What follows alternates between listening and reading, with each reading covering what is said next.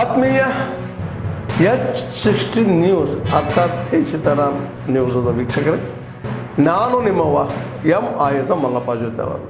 ತಾವು ಈಗ ಸುದ್ದಿಗಳ ಲೋಕಕ್ಕೆ ಎಂಟ್ರಿ ಹೊಡಿತಾ ಇದ್ದೀರಿ. ಈ ಸುದ್ದಿಗಳನ್ನು ಪ್ರತಿಯೊಂದು ನೋಡೋ ಜೊತೆಗೆ ನಿಮ್ಮ ಅಭಿಪ್ರಾಯಗಳನ್ನು ಹೊಸ್ತಾ ಇರಿ. ಯಾಕಂದರೆ ಈ ಸುದ್ದಿಗಳು ನಿಮಗಾಗಿ, ನಿಮ್ಮ ಬದುಕಿಗಾಗಿ, ನಿಮ್ಮ ವೈಚಾರಿಕೆಗಾಗಿ, ನಿಮ್ಮ ತಿಳುವಳಿಕೆಗಾಗಿಯೂ ನಿಮಗೂ ಗೊತ್ತು. ಜೊತೆಗೆ ನಮಗೂ ನಿಮ್ಮೊಂದಿಗೆ ಇದೊಂದು ಮಾತಾಡುವಂಥ ಜೊತೆಗೆ ಸುದ್ದಿಗಳನ್ನು ಬಿಡುವಂಥ ಕೆಲಸ. ಈ ಕೆಲಸದಲ್ಲಿ ನಾವು ನಿಮ್ಮೊಂದಿಗಿದ್ದೀವಿ ಅಂತ ಹೇಳ್ತಾ ನೋಡ್ತಾ ಇರಿ ಸುದ್ದಿಗಳನ್ನು. नहीं देखिए, जो भी है हमेशा से टैक्स के मामले पे निर्मला सीतारमण जी और भाजपा सरकार जो है वो हमेशा से कुछ और ही कहते कुछ और है और करते कुछ और है. जीएसटी का उदाहरण ले लीजिए. जीएसटी यूनिफॉर्म टैक्स था, अभी क्या है?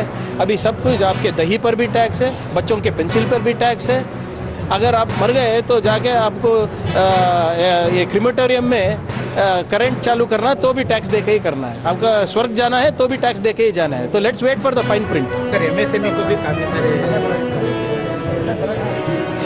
निर्मला सीताराम जी और मोदी जी को पिछले 10 साल से मेक इन इंडिया प्रोग्राम के आंकड़े दिखा दीजिए बस. मैन्युफैक्चरिंग आउटपुट 10 साल पहले कितना था, अब कितना है, घटा है कि नहीं घटा है? -1.5% है. जो करीब 7% था, अभी जाके 5.5% पर उतरा है.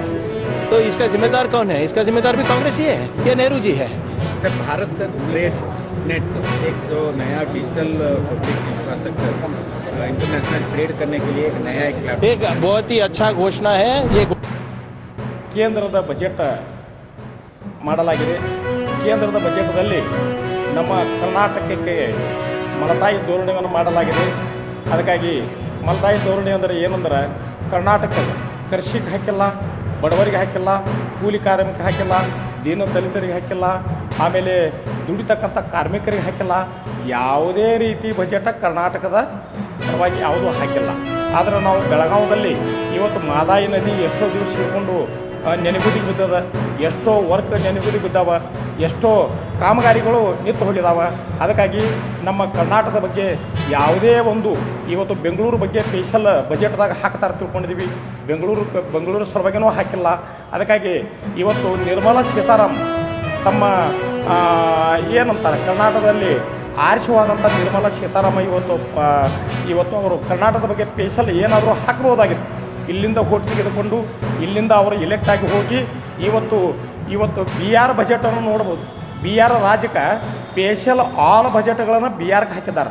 ಅದಕ್ಕಾಗಿ ದಯಮಾಡಿ ಬಿ ಜೆ ಪಿ ಅವ್ರಿಗೆ ಏನು ಅದ ಅಂದ್ರೆ, ಒಂದು ವಾಕ ಚಾತುರ್ಯ, ಒಂದು ಮಾತಾಡೋದು ಒಂದು ಬಿಟ್ಟರೆ ಅವ್ರ ಕಡೆ ಏನೂ ಇಲ್ಲ.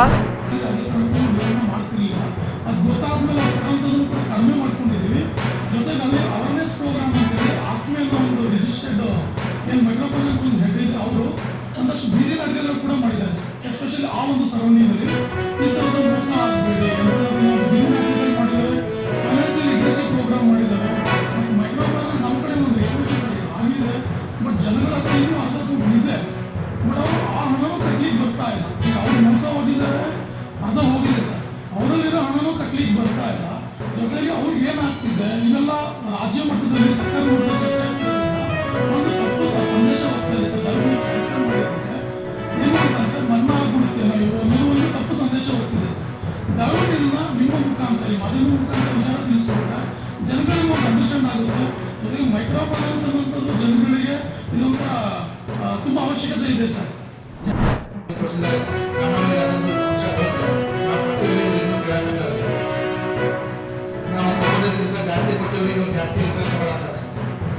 ಇವೆಲ್ಲ ಅನುಭವ ಬರುತ್ತೆ. ಆವಾಗ ಅವ್ರಿಗೆ ನಿಮಗೂ ಕೂಡ ಕಾನೂನು ಪ್ರಕಾರ ಏನು ನಿಮಗೆ ಡಿಮ್ಯಾಂಡ್ ನೋಟಿಸ್ಕೊಳ್ಳಿಕ್ಕೆ ಅವಕಾಶ ಅದೆಲ್ಲ ಕೊಡಿ. ಆದರೆ ಪರ್ಸನಲ್ ಆಗಿ ಹೋಗ್ಬೋದು. ಇದು ಎಲ್ಲ ಏನಾಯ್ತು ಅಂತಂದ್ರೆ ನಿಮಗೆ ಕರ್ನಾಟಕದಲ್ಲಿ ಅಪ್ಲಿಕೇಶನ್ ಮಾಡಲಿಕ್ಕೆ ನಿಮ್ಮ ಕಾನೂನಲ್ಲಿ ಅವಕಾಶ ಇದೆ. ಇದರ ಹೊರತಾಗಿ ಯಾವುದೇ ಆಗಿರಲಿ, ರೆಗ್ಯುಲರ್ಸ್ ಆಗಿರಲಿ ಅಥವಾ ನಾನ್ ಪ್ರೋಗ್ರೆಸ್ ಆಗಿರಲಿ, ಇವೆಷ್ಟು ಬಿಟ್ಟು ಅನ್ರಿಜಿಸ್ಟರ್ಡ್ ಇದ್ದವರು ಕೂಡ ಏನೇ ಮಾಡಿದ್ರು ಕೂಡ ನಾವು ನಮ್ಮ DSS ಯಾರು ಬಿಟ್ಟಿದ್ದಂತ ಅವ್ರ